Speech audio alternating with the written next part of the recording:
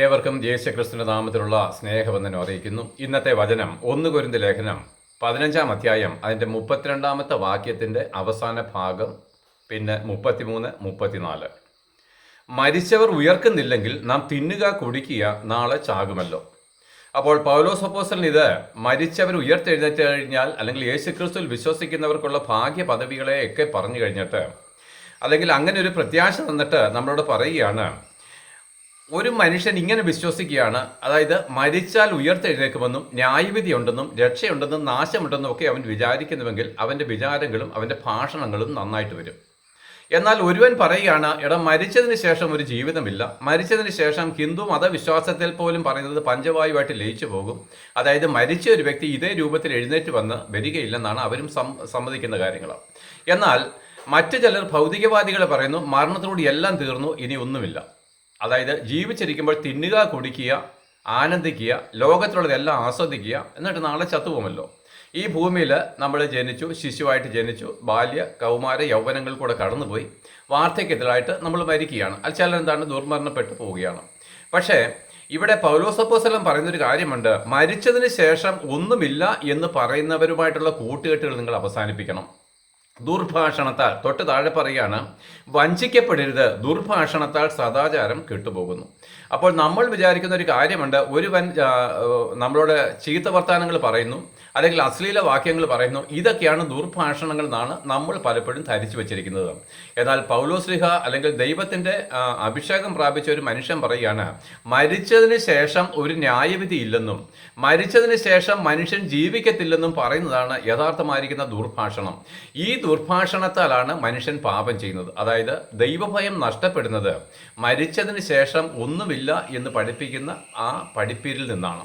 അതായത് മരിച്ചതിന് ശേഷം നമുക്കൊരു ശിക്ഷാവിധി ഉണ്ട് എന്ന് നമ്മളെ പഠിപ്പിക്കുകയും അത് വിശ്വസിക്കുകയും ചെയ്തു കഴിഞ്ഞാൽ നമുക്കെന്താണ്, ഈ ഭൂമിയിൽ നമുക്ക് നിർമ്മലതയോടെ ജീവിപ്പാൻ കഴിയും.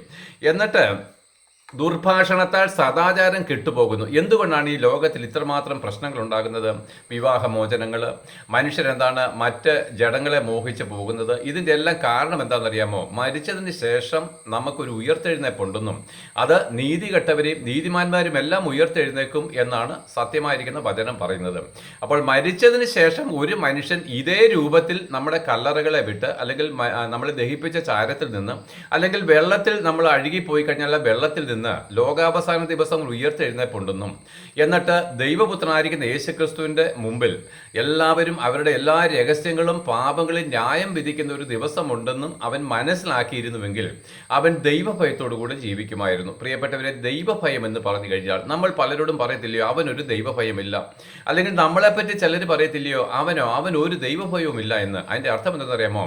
മരിച്ചതിന് ശേഷം എൻ്റെ പാപത്തെ, എൻ്റെ തെറ്റുകളെ കുറ്റം വിധിക്കുന്ന ഒരു ദൈവമുണ്ടെന്നും അവൻ്റെ മുമ്പിൽ ഞാൻ നിൽക്കേണ്ടി വരുമെന്നുള്ള ബോധമില്ലായ്മയാണ് തിന്നുക കുടിക്കുക നാളെ ചാകുമല്ലോ എന്നുള്ള അനുഭവത്തിൽ ഈ ലോകത്തിലെ എല്ലാ പാപത്തിലും നമ്മൾ എന്താണ് ആയിപ്പെട്ട്, അല്ലെങ്കിൽ അകപ്പെട്ട് നമ്മൾ നശിച്ചു പോകുന്നതിൻ്റെ കാരണം, സദാചാരം കെട്ടുപോകുന്നതിൻ്റെ കാരണം എന്താണ്?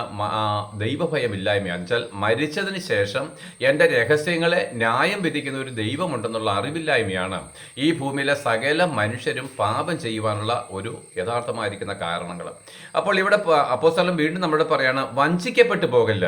അതായത് മരിച്ചതിന് ശേഷം ഒന്നുമില്ല എന്ന് പറയുന്നവരുടെ ആ ഭാഷണങ്ങൾക്ക് മുമ്പിൽ നിങ്ങൾ കുടുങ്ങിപ്പോകല്ല. ദുർഭാഷണം എന്ന് പറഞ്ഞു കഴിഞ്ഞാൽ ന്യായവിധി ഇല്ലെന്ന് പറയുന്നതാണ്. ദൈവത്തിൻ്റെ മുമ്പിൽ നമ്മൾ നിൽക്കേണ്ടി വരുമെന്നുള്ള ആ കാര്യങ്ങൾ, നിൽക്കേണ്ടി വരും എന്നുള്ള കാര്യം മറച്ചു വെച്ച് മരിച്ചതിന് ശേഷം ഒന്നുമില്ല എന്ന് പഠിപ്പിക്കുന്ന ദുർഭാഷണത്തിൽ നമ്മൾ അകപ്പെട്ടു പോയാൽ എന്താ സംഭവിക്കുന്നത്? നമ്മളും പാപം ചെയ്യും. നമ്മൾ എന്താണ് മറ്റുള്ളവരെ പോലെ തിന്നുക കുടിക്കുക ആനന്ദിക്കുക എല്ലാ തെറ്റുകളും ചെയ്ത് അവസാനം നമ്മൾ സത്യദൈവമായിരിക്കുന്ന ക്രിസ്തുവിൻ്റെ മുമ്പിൽ നശിച്ച് നരകാഗ്നിയിൽ കുടുങ്ങിപ്പോവുകയും ചെയ്യും.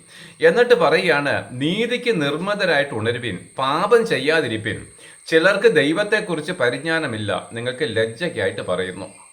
അപ്പോൾ ദൈവമില്ല എന്നൊരു മനുഷ്യന് ഈ ഭൂമിയിൽ സംസാരിക്കുന്നത് കേട്ട് കഴിഞ്ഞാൽ നമ്മൾ പറയും ഇവൻ വളരെ ജ്ഞാനിയാണെന്നും.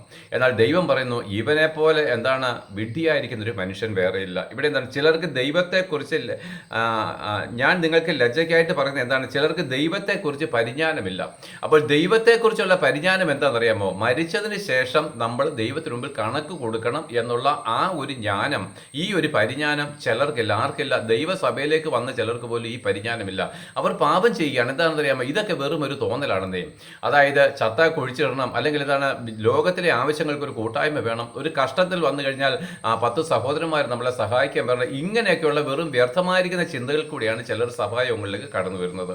എന്നാൽ നോക്കും പ്രിയരെ, ഇവിടെ പറയുകയാണ് അതല്ല യഥാർത്ഥമായിരിക്കുന്ന കാര്യം. നിങ്ങളോട് ഞാൻ പറയുകയാണ്, നിങ്ങൾക്ക് ലജ്ജ ഉണ്ടാകട്ടെ. ഞാൻ പറയുകയാണ്, മരിച്ചതിന് ശേഷം കണക്ക് തീർക്കുന്ന ഒരു ദിവസമുണ്ടെന്നുള്ള അറിവ് നിങ്ങൾക്കില്ല എങ്കിൽ അയ്യോ, നിങ്ങളെക്കുറിച്ച് ഞാൻ ലജ്ജിക്കുകയാണ്. ഞാൻ ഓടുന്നതും അധ്വാനിക്കുന്നതും ഈ 32-ാമത്തെ വാക്യത്തിൽ പറയാൻ എഫേസോസിൽ വെച്ച് മൃഗയുദ്ധം ചെയ്ത് വെറും മാനുഷ്യമെന്ന് വരികില്ല, എനിക്ക് എന്താ പ്രയോജനം? ഈ സുവിശേഷത്തിന് വേണ്ടിയിട്ട് കഷ്ടം സഹിപ്പാൻ തക്കവണ്ണം ഞാൻ ഇറങ്ങി. സകല മനുഷ്യരെ ഞാൻ സമ്മതിപ്പിക്കുകയാണ്, യേശുക്രിസ്തു നമ്മുടെ പാപങ്ങൾക്ക് പരിഹാര ബലിയായിട്ട് മരിച്ചു. മരിച്ചതിന് ശേഷം നമ്മൾ അവൻ്റെ മുമ്പിൽ നിൽക്കേണ്ടി വരും.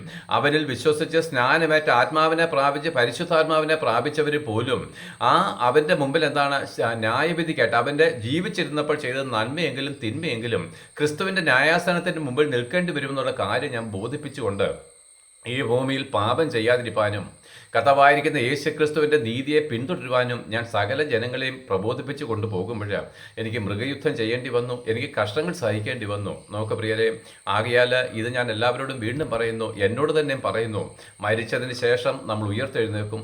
മരിച്ചതിന് ശേഷം എല്ലാ മനുഷ്യരും, ദൈവമില്ലെന്ന് പറയുന്നവരും യേശുക്രിസ്തു ഇല്ലെന്ന് പറയുന്നവരും എല്ലാവരും ഉയർത്തെഴുന്നേറ്റ് അവരെല്ലാവരും യേശുക്രിസ്തു, നീ ഇല്ലെന്ന് പറഞ്ഞ ക്രിസ്തുവിൻ്റെ മുമ്പിൽ തന്നെ നിന്റെ ശിക്ഷാവിധിക്ക് വേണ്ടി നിൽക്കേണ്ടി വരും. ഇത് ഭയാനകമാണ്, എന്നാൽ ഇത് സന്തോഷകരവുമാണ്. എങ്ങനെ? ഭൂമിയിൽ വെച്ച് നമ്മുടെ പാപങ്ങളെ ഏറ്റുപറഞ്ഞ് ഉപേക്ഷിപ്പാനും, അല്ലെങ്കിൽ മാനസാന്തരപ്പെട്ട് സ്നാനമേറ്റ് കർത്താവിൻ്റെ നീതിയിലേക്ക് വരുവാനും നമുക്ക് ഭൂമിയിൽ വെച്ച് കഴിയും. നമ്മളെല്ലാവരും പാപം ചെയ്തു, എല്ലാവരും കുറ്റക്കാരാണ്. എന്നാൽ യേശുക്രിസ്തുവിന്റെ രക്തം സകല പാപവും പോക്കി നമ്മളെ ശുദ്ധീകരിച്ച് ആ ന്യായവിധി ദിവസം നമ്മളെ ശിക്ഷാവിധിയിൽ നിന്ന് രക്ഷിക്കുന്ന ഒരു കാര്യമാണ്. ആകയാൽ വീണ്ടും വചനം ഒന്നുകൂടെ പറഞ്ഞ് നിർത്തുകയാണ്. മരിച്ചവർ ഉയർക്കുന്നില്ലെങ്കിൽ നാം തിന്നുക കുടിക്കുക, നാളെ ചാകുമല്ലോ. വഞ്ചിക്കപ്പെടരുത്, ദുർഭാഷണത്താൽ സദാചാരം കെട്ടുപോകുന്നു. നീതിക്ക് നിർബന്ധരായിട്ട് ഉണരുവീൻ, പാപം ചെയ്യാതിരിക്കുവീൻ. ചിലർക്ക് ദൈവത്തെക്കുറിച്ച് പരിജ്ഞാനമില്ല, ഞാൻ നിങ്ങൾക്ക് ലജ്ജയ്ക്കായിട്ട് പറയുന്നു.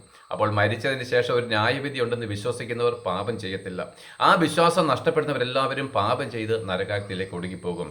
ആകയാൽ നോക്ക് പ്രിയരെ, സത്യത്തെ തിരിച്ചറിയുവാനും യേശുക്രിസ്തു നമുക്ക് വേണ്ടി ചെയ്ത പാപമോചനത്തിൽ വിശ്വസിപ്പാനും പാപം ചെയ്യാതിരിപ്പാനും അവനിൽ ആശ്രയിച്ച് ഈ ഭൂമിയിലുള്ള ചെറിയ ദിവസങ്ങൾ, ഒരുപിടി ദിവസങ്ങൾ കർത്താവിന് വേണ്ടി നീതിയോടെ ജീവിപ്പാനും എല്ലാവരെയും പ്രബോധിപ്പിച്ചുകൊണ്ട് ഈ ചെറിയ പ്രബോധനം നിർത്തുകയാണ്. എല്ലാവർക്കും യേശുക്രിസ്തുവിന്റെ നാമത്തിൽ നന്ദി.